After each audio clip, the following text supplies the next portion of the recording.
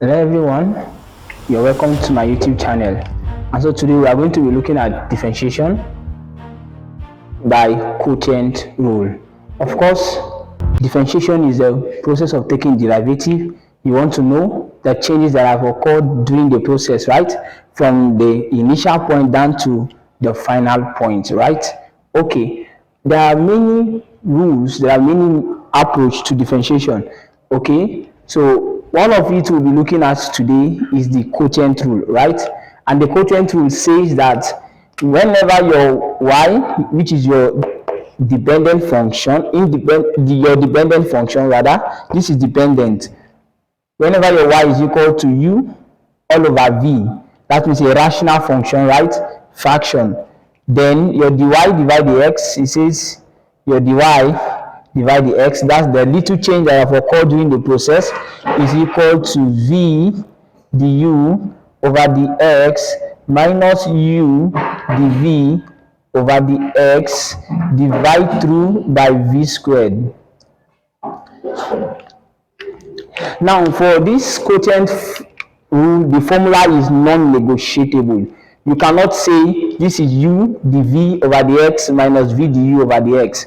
No, because subtraction is what you have as the binary operation in between them, right?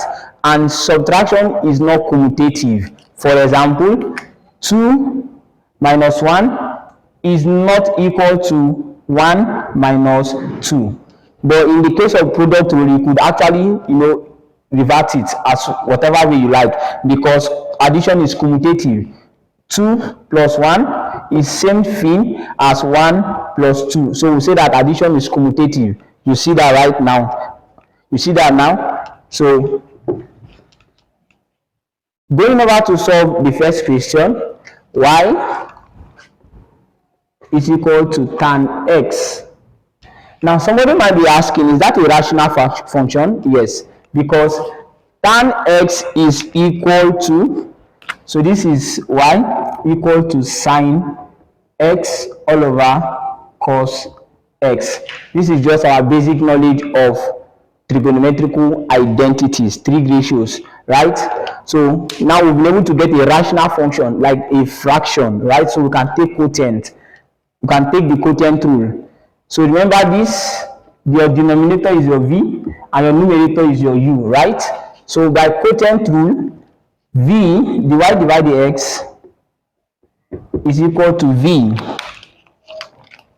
which is cos x times du which is derivative of u, and to differentiate sine x we will get cos x, right, minus u which is sine x times dv which is derivative of v. If we differentiate cos x, we will get minus sine x. These are your standard derivatives, okay, divided by all this divided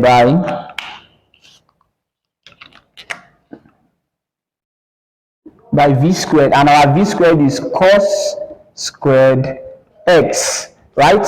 So by simplification, expanding cos x times cos x will give us cos squared x minus sin x times minus sin x will give us plus sine squared x divided by cos squared x. So divided by cos squared x, right? Now what is it?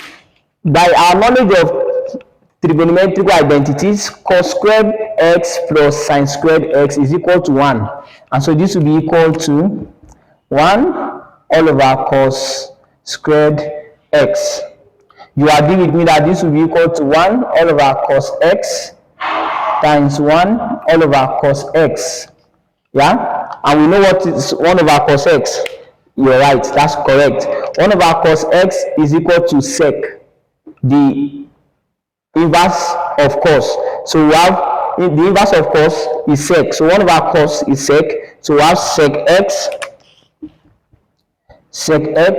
times sec x, which is equal to sec squared x.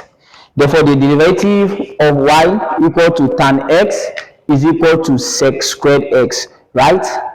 Okay, so we can move over to the next question now. Okay, for the next question, y is equal to 4 e raised to the power of x all over sine of x, right? So we can use the quotient rule. So dy over the x will be equal to v, which is v u. So this is sine x times derivative of this, and if we differentiate 4 e raised to the power of x, we'll still get 4 e raised to the power of x, right? Minus u dv. U is 4 e raised to the power of x times dv. If we differentiate sine x, we'll get cos x, right? All this divided by sine squared x. So by expansion, we have 4 e raised to the power of x sine x minus 4 e raised to the power of x cos x, all divided by sine squared x, all divided by sine squared x. Okay, so there's 4 e raised to the power of x here, there's 4 e raised to the power of x here, so it's common. We can factorize that out. So we have 4 e raised to the power of x into sine x minus cos x divided by sine squared x. So that's the derivative of that function by the quotient rule. Okay, so just take a look at it, and then so we'll clean it and go to the last question, right? Okay, so over to the last question. We have that. So we have that. Okay, so for the last question, we have that y is equal to 3x squared divided by cos x, right? Okay, so divided by cos x. By the quotient rule, what we are going to have is that the y over the x is equal to what? V, which is cos x, into the derivative of u. If we differentiate 3x squared, we have 6x, right?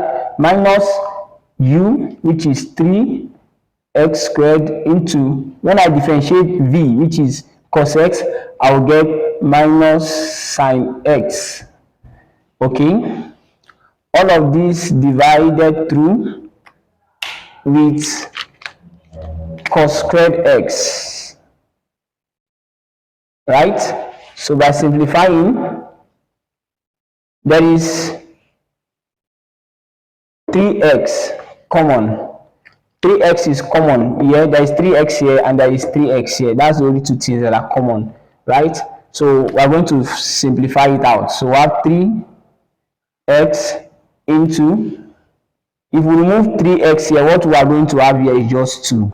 So this is 2 cos x plus, why is it plus?